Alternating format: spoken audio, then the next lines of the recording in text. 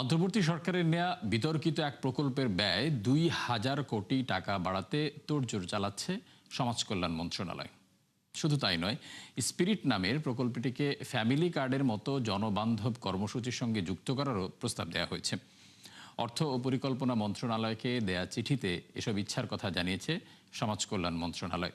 পর্যাপ্ত যাচাই বাছাই ছাড়া প্রশ্নবিদ্ধ প্রকল্পের ব্যয় বাড়ানো উচিত হবে না বলে মত দিয়েছেন বিশ্লেষকরা।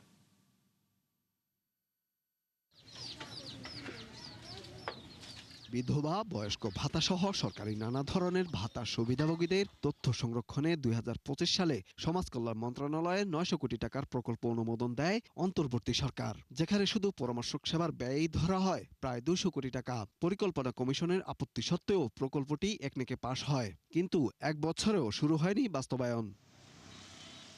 তবে এক বছর পর প্রশ্নবিদ্ধ সেই প্রকল্পকে আরো বড় করতে চায় সমাজ কল্যাণ মন্ত্রণালয়। সেজন্য ২,০০০ কোটি টাকা বাড়িয়ে সব মিলিয়ে ব্যয় প্রস্তাব দেয়া হয় ২,৮১৩ কোটি।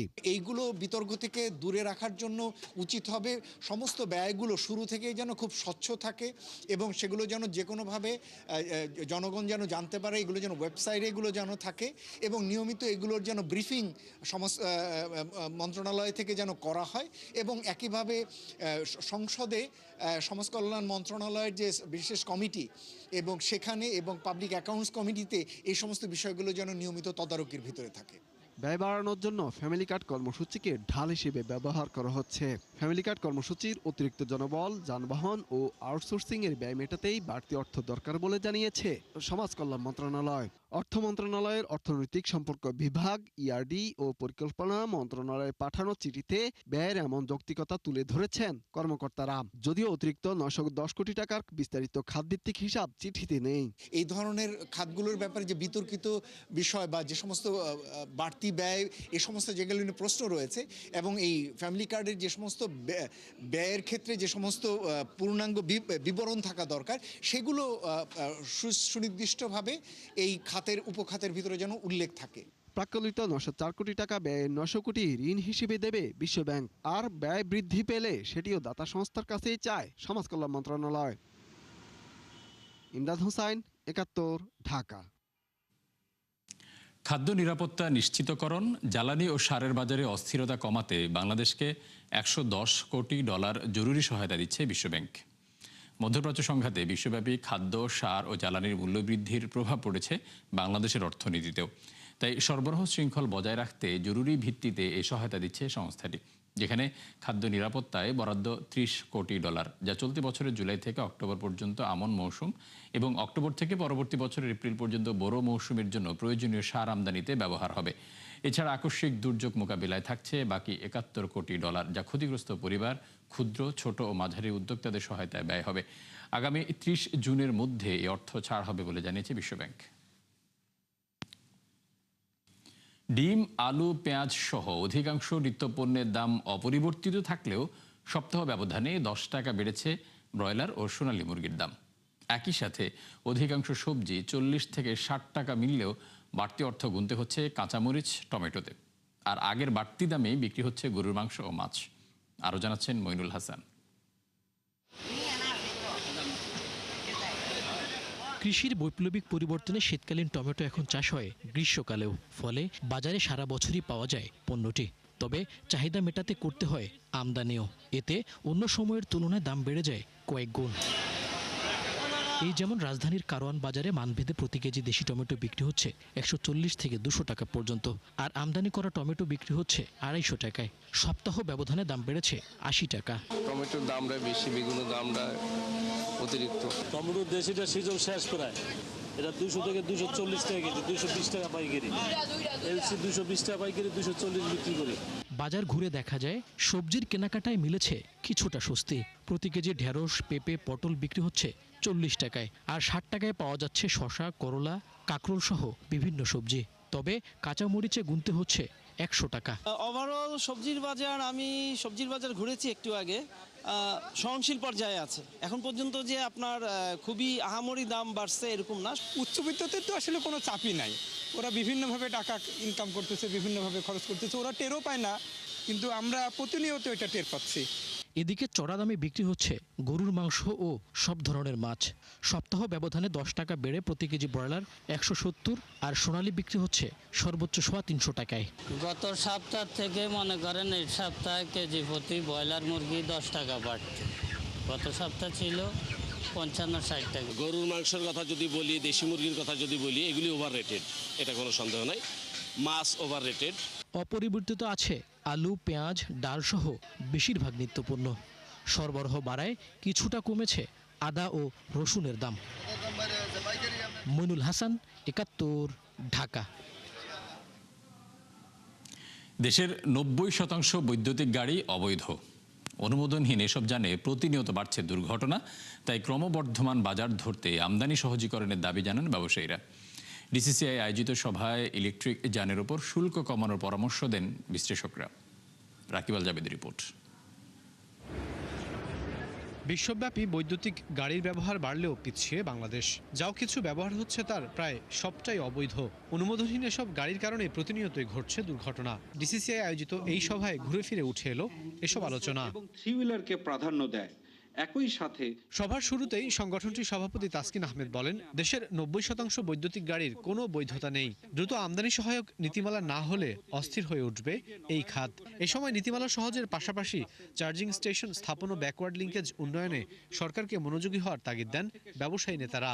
স্ট্রাকচারডভাবে ম্যানুফ্যাকচার্ড এবং বেআইনিভাবেই রাস্তায় চলাচল করছে। পর্যাপ্ত অবকাঠামো, ক্রয় ক্ষমতা এবং প্রয়োজনীয় নীতিগত সহায়তার অভাবে এসব দেশে ইভির প্রসার তুলনামূলকভাবে ধীর গতিতে এগোচ্ছে। ইলেকট্রিক ভেহিকেল আমাদেরকে একটা অপরচুনিটি এনে দিয়েছে যে আমরা এই ব্যাকওয়ার্ড লিঙ্কেজটাকে যদি ডেভেলপ করতে পারি তাহলে আমরা বিশাল এক্সপোর্টের বাজার তৈরি করতে পারবো। ভেহিকেলের আমি মনে করি যে আপনারা যেটা টু হুইলার থ্রি হুইলার যেটা বলেছেন, that's the opportunity.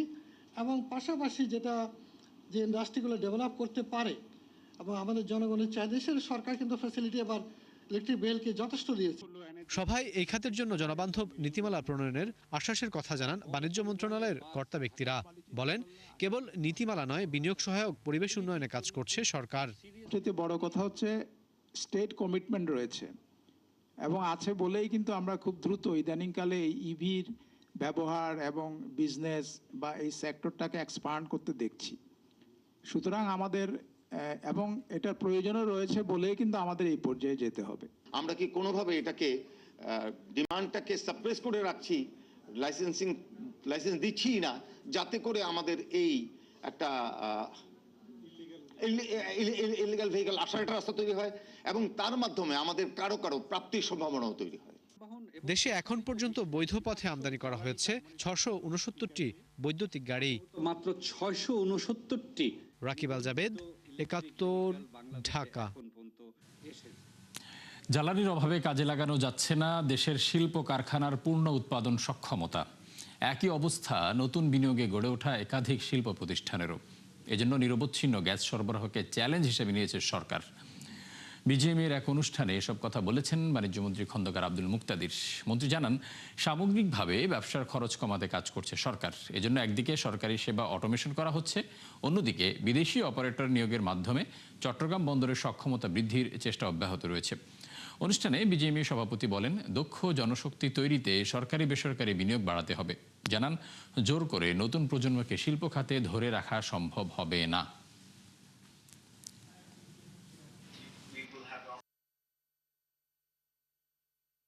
I know about a group which has invested about 60 million, that's in local currency about 7,200 crore, and has been sitting idle for 4 years because there is no gas. Another company which has installed the biggest steel mill in the world, 1.8 million ton, sitting idle for a couple of years because there is no gas. So our great emphasis to find a pathway where we can quickly address this issue. বাজেটে অর্থের যোগান নিশ্চিতে ও NBR এর রাজস্ব আদায় বাড়াতে সংস্থাটিকে শতভাগ automation করার উপর জোর দেওয়া হয়েছে বলে জানান অর্থ ও পরিকল্পনা প্রতিমন্ত্রী Junaid Abdur Rahim Shakib. Debate for democracy আয়োজিত ছায়া সংসদ বিতর্ক অনুষ্ঠানে প্রতিমন্ত্রী বলেন, চলতি অর্থ বছরে এনবিআর এর রাজস্ব আদায় 4 লাখ কোটি টাকা ছাড়াবে। এমন নানা উদ্যোগের মাধ্যমে নতুন অর্থ বছরে বাড়তি 2 লাখ কোটি টাকা রাজস্ব আদায় সহজ হবে বলেও জানান তিনি। ধ্বংসপ্রাপ্ত অর্থনীতিকে পুনরুদ্ধার করাই এই সরকারের বড় লক্ষ্য। পাচার হওয়া অর্থ ফেরত আনার উদ্যোগ নেওয়া হয়েছে বলেও জানান পরিকল্পনা প্রতিমন্ত্রী। ব্যাংক ব্যবস্থাপনা ও আর্থিক খাত পুরোপুরি জবাবদিহিতার আওতায় আনা জরুরি বলেও মনে করেন তিনি। কিন্তু এই সরকার দায়িত্ব নেওয়ার পরে মাত্র 4 মাসে এনবিআরে যেসব পরিবর্তন আনা হয়েছে, তার ফলে 4 মাসের গতিশীলতায় আমরা দেখতে পাচ্ছি যে রাজস্ব সংগ্রহ 4 লাখ ছাড়িয়ে যাওয়ার মতো অবস্থা তৈরি হয়েছে, ইতিমধ্যেই হয়েছে। এবং এটা 30শে জুনের যে পূর্ণ হিসাবটা, সেটা হয়তো আরো দিন 15 পরে পাওয়া যাবে। তখন এটা আরো কিছুটা বাড়বে বলে আমরা প্রত্যাশা করছি। বিমা খাতের নিয়ন্ত্রক সংস্থা অতীতে কোনো কাজ করেনি, আর সংস্থার অতি নিয়ন্ত্রণ চুরিতে সহায়তা করে, যা বন্ধে কাজ করবে সরকার। ইন্স্যুরেন্স রিপোর্টার্স ফোরাম IRF আয়োজিত সেমিনারে এসব কথা বলেন প্রধানমন্ত্রীর অর্থ ও পরিকল্পনা উপদেষ্টা রাশেদ আল মাহমুদ তিতুমির। বলেন, বিমা খাতকে দেখা হতো কমিশন ব্যবসা হিসেবে। এ সময় জলবায়ু প্রবণ দেশ হয়েও কৃষি বিমা না থাকায় আক্ষেপ করেন তিনি। বিমা খাতে জন আস্থা ফেরাতে নিয়ন্ত্রক সংস্থা IDRA এর চেয়ারম্যান বলেন, কোম্পানিগুলোকে এ নিশ্চয়তা দিতে হবে অতীতের মতো আর কোনো ঘটনা ঘটবে না। বাংলাদেশ একটা দুর্যোগ প্রবণ দেশ, সেইখানে আপনি কি কৃষি বিমার ক্ষেত্রে কি ভূমিকা? এই রেগুলেটরি বডি ফাংশন করেনি। আমরা চাই, আমাদের সরকার প্রতিজ্ঞাবদ্ধ, আমরা কোনো ওভার রেগুলেশন দেখতে চাই না। আপনাদের থেকে অ্যাসুরেন্স লাগবে যে মুভিং ফরওয়ার্ড এরকম আর কখনো হবে না, এবং কি আপনারা কোম্পানি লেভেলে কি গ্যারান্টি নিচ্ছেন, কি স্টেপস নিচ্ছেন টু এনশিওর যে মানে যেই জিনিসটা হয়েছে সেরকম যাতে আর না হয়। ক্ষমতার 4.5 মাসে উন্নয়ন প্রকল্প গ্রহণ ও বাস্তবায়নে সুষম পরিকল্পনা এগুচ্ছে বিএনপি সরকার। একনেকে পাশ হওয়া প্রকল্প ও স্থানীয় সরকার মন্ত্রণালয়ের বিভিন্ন ব্যয় বিশ্লেষণ বলছে, সব ক্ষেত্রে গুরুত্ব পাচ্ছে আঞ্চলিক চাহিদা ও সংকট। পরিকল্পনা প্রতিমন্ত্রী জানান, নির্দিষ্ট জেলা কেন্দ্রিক উন্নয়নের সংকীর্ণ চিন্তা থেকে বের হয়ে পুরো বাংলাদেশকে নিয়ে চিন্তা করছেন তারেক রহমান। আরও জানাচ্ছেন রুহুল আমিন। এক সময় নাকি সবার আগে গোপালগঞ্জ, মাননীয় স্পিকার, এখন কি আমরা বলবো সবার আগে বগুড়া? মাননীয় স্পিকার, মাত্র 4.5 মাসেই এমন বিতর্কের মুখে বিএনপি সরকার। প্রশ্ন উঠেছে নির্বাচনী ইশতেহারে দেয়া বৈষম্য দূর করার প্রতিশ্রুতি ঘিরে। প্রতিটা প্রান্তের মানুষের জন্য সমান। অবশ্য এই বক্তব্যের সাথে মিল নেই উন্নয়ন কর্মকাণ্ডের তথ্য উপাত্তে। কারণ বর্তমান সরকারের সময়ে হওয়া একনেকের 5 বৈঠকে অনুমোদন পায় 43টি প্রকল্প, যার 26টি পুরনো। এগুলোর মেয়াদ ও ব্যয় সমন্বয় করে সংশোধিত অনুমোদন দিয়েছে বিএনপি সরকার। আর একেবারে নতুন 17টি, যাতে সব মিলিয়ে ব্যয় ধরা হয়েছে 62,000 কোটি টাকার বেশি। বিশ্লেষণ বলছে, এই সময়ে সবচেয়ে বড় উদ্যোগ পদ্মা ব্যারেজ প্রকল্প। 33,347 কোটি টাকা ব্যয়ের এই প্রকল্প বাস্তবায়ন হলে সুফল পাবেন উত্তর পশ্চিমের 26 জেলার মানুষ। ব্যয়ের বিচারে দ্বিতীয় বড় উদ্যোগ চীনা অর্থনৈতিক অঞ্চল, সেটি হবে চট্টগ্রামের আনোয়ারায়।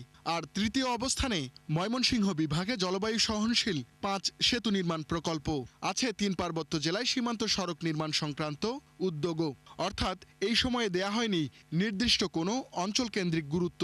কর্মসূচি ভিত্তিক গুচ্ছ প্রকল্পের ধারণার মধ্যে আমরা যেতে চাচ্ছি। এটা একটা আগেকার উন্নয়ন চিন্তার সাথে একটা প্যারাডাইমিক শিফট, বিশেষত পরিকল্পনা মন্ত্রণালয়ের কাজের জায়গা থেকে। 1 নম্বর, এবং স্পষ্টভাবে এই বিষয়ে মাননীয় প্রধানমন্ত্রী, আমাদের পরিকল্পনা মন্ত্রী মহোদয়, তাদের একটা নির্দেশনা আছে।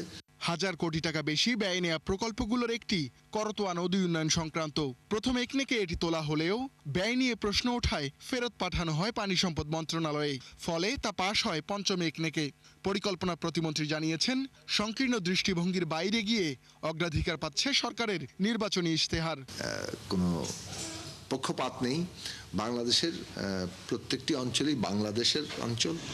এদিকে স্থানীয় সড়ক অবকাঠামো উন্নয়নে চলতি অর্থ বছরে 19,150 কোটি টাকার শতাধিক প্রকল্প বাস্তবায়ন করছে LGED। সংস্থাটির তথ্য বলছে, সরকারের 4 মাসে এ থেকে ব্যয় হয় 6,814 কোটি টাকা, যাতে সবচেয়ে বেশি 390 কোটি পেয়েছে কুমিল্লা জেলা।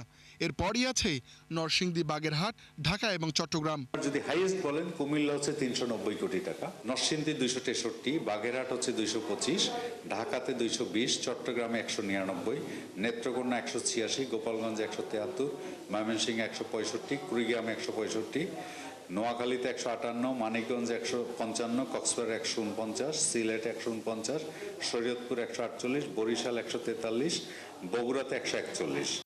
এডিপির বাইরে অবকাঠামো উন্নয়নে বড় অঙ্কের থোক বরাদ্দ দেয়া হয় স্থানীয় সরকার মন্ত্রণালয় থেকে। বিএনপি সরকারের 4 মাসে সাধারণ বরাদ্দের আওতায় ব্যয় হয়েছে 394 কোটি টাকা, যেখানে একাই 82 কোটি পেয়েছে চট্টগ্রাম বিভাগ, আর দ্বিতীয় অবস্থানে থাকা ঢাকা পেয়েছে 69 কোটি। জেলার বিচারে শীর্ষ 3 কুমিল্লা, চট্টগ্রাম এবং ময়মনসিংহ। এছাড়া জনস্বাস্থ্য প্রকৌশল অধিদপ্তরের পানি সরবরাহ স্যানিটেশনে বর্তমান সরকারের 3 মাসে সবচেয়ে বেশি বরাদ্দ পেয়েছে কক্সবাজার জেলা। অর্থাৎ বেশিরভাগ ক্ষেত্রেই গুরুত্ব পাচ্ছে চাহিদা এবং আঞ্চলিক সংকট। বাজেটে যে বড় থোক রাখা হয়েছে তার একটা বড় অংশ কিন্তু হলো যে আমরা নতুন বড় বড় প্রকল্প হয়তো শিক্ষা স্বাস্থ্যে আসবে সেইটার জন্য রাখা হয়েছে, যে এইটা নিয়ে খুব বেশি আলোচনার কিছু নেই, কারণ এটা সারা দেশব্যাপী বাস্তবায়ন হবে। কিন্তু কিছু কিছু জায়গা আছে যেইখানে বিশেষ থোকগুলো আছে, যেটা প্রতি বছরই থাকে, এটা এই বছরের বিশেষ কোনো বিষয় না। তো ওই জায়গার ব্যবহারের ক্ষেত্রে আপনি ওই স্বচ্ছতা জবাবদিহিতাটা পরিষ্কারভাবে করবেন। এদিকে সুষম আঞ্চলিক উন্নয়ন নিশ্চিতে 5 বছরে প্রত্যেক এমপিকে 50 কোটি টাকা করে ব্যয়ের সুযোগ সংক্রান্ত আরেক প্রকল্প নেওয়া হচ্ছে শিগগিরই। রুহুল আমিন, 71, ঢাকা। মার্কিন প্রযুক্তি প্রতিষ্ঠানের উপর ডিজিটাল সেবা কর আরোপ করলে আমদানিতে 100% শুল্ক আরোপ করবে যুক্তরাষ্ট্র। সম্প্রতি ট্রুথ সোশ্যালে ইউরোপের দেশগুলোকে এমন হুমকি দেন মার্কিন প্রেসিডেন্ট ডোনাল্ড ট্রাম্প। তবে নানা কারণে ট্রাম্পের এই হুমকিকে ঠিকমতো আমলে নিচ্ছে না সংশ্লিষ্ট দেশগুলো। নুসরাত মমি জানাচ্ছেন বিস্তারিত। বছরখানেক আগে বাণিজ্য অংশীদার দেশগুলোর উপর পাল্টা শুল্ক আরোপের ঘোষণা দেন ডোনাল্ড ট্রাম্প, যাতে কেঁপে ওঠে বিশ্ববাজার। তড়িঘড়ি করে বাণিজ্য চুক্তির জন্য ছোটে বিভিন্ন দেশ, যার বেশিরভাগ শর্তই ছিল যুক্তরাষ্ট্রের জন্য সুবিধাজনক।